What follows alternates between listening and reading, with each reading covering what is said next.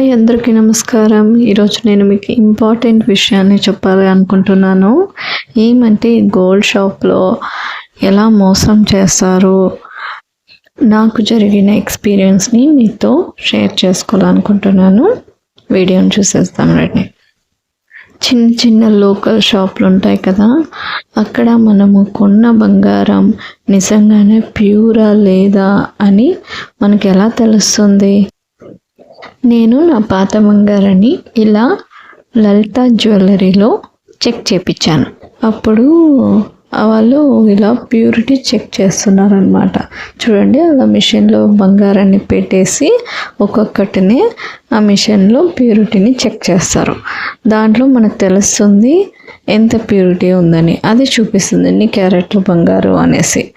So నా పాత బంగారు ఏమేమి ఉన్నాయో అవిట్లో కొన్ని 9 క్యారెక్టర్ ఉన్నాయి, 12 క్యారెట్ ఉంది, 11 క్యారెక్టర్లు ఉన్నాయి. కానీ షాప్ వాళ్ళు మాత్రం మన దగ్గర 916 అనేసి అమౌంట్ పే చేయించుకుంటారు. అలాగే 18 క్యారెక్టర్, 80% క్యారెక్టర్, అలాగే 916 ఉన్నాయి. చూడండి ఎన్ని రకాలుగా ఇలా మనకి మోసం చేస్తారు అనేసి షాపుల్లో.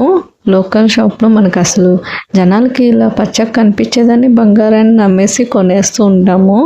అలాగే వెండి కూడా అంతేనే, మనకి వాళ్ళు మార్కెట్ రేట్ ఇస్తారు కానీ వాళ్ళు ఇచ్చేది మాత్రం ప్యూరిటీ ఉండదు. అందుకని చూసి కొనండి. షోరూంలో GST పే చేసి కొనండి. వాళ్ళు చిన్న చిన్న షాపుల్లో GST మేము తీసుకోము అనేసి మీకు ఇస్తారు కదా, అవన్నీ కూడా ఇలా కల్తీ అయి ఉంటాయి. జాగ్రత్త పడండి. ఇప్పుడు మనకి సోషల్ మీడియా పుణ్యమా అని అన్నీ మనకి తెలుస్తున్నాయి. నేర్చుకోండి, తెలుసుకోండి. ముందు నుంచి మరి ఇలా సేటులంతా ఎందుకు బాగా సౌకర్యాలుగా ఉన్నారు? ఇదో ఇలా మన జనాలకి టోపీలు వేసి మంచిగా సౌకర్యాలుగా ఉన్నారు. అందరినీ అనట్లేదు, ఎవరు మోసం చేస్తున్నారో వాళ్ళని అంటున్నాము. కాకపోతే ఎంత బాగా ప్యూరిటీని తగ్గించేసి వాళ్ళు మాత్రం మార్కెట్ ప్రైస్ని తీసుకుంటున్నారు. సో నేను వెండిని భీమాలో చెక్ చేయించాను. అన్నీ 80% క్వాలిటీ ఉందంట, కొన్ని 70 ఉందంట. అలాగా మనకి అది అమ్ముడు పువ్వు కూడా, మళ్ళీ ఎక్స్చేంజ్ చేసేకు కాదు. అందుకనే ఇలా షోరూంలోనే కొనండి. భీమాలో కొన్నాను. ఇది వచ్చేసి 92.5% ప్యూరిటీ ఉంది. మళ్ళీ మీరు ఎక్స్చేంజ్ చేసుకోవాలన్నా కూడా మీకు అంతే రేటుకి వాళ్ళు ఇస్తారనమాట. వేస్టేజ్ మాత్రం తీసేస్తారు అంతే. కానీ లోకల్ షాప్లో ఇలా మిషన్ ఏమీ ఉండదు. ఊరికే చెక్ చేసేసి ఇది ప్యూరిటీ తక్కువ ఉంది అని చెప్పేసి తక్కువకే డబ్బులకి వేసుకుంటాడు.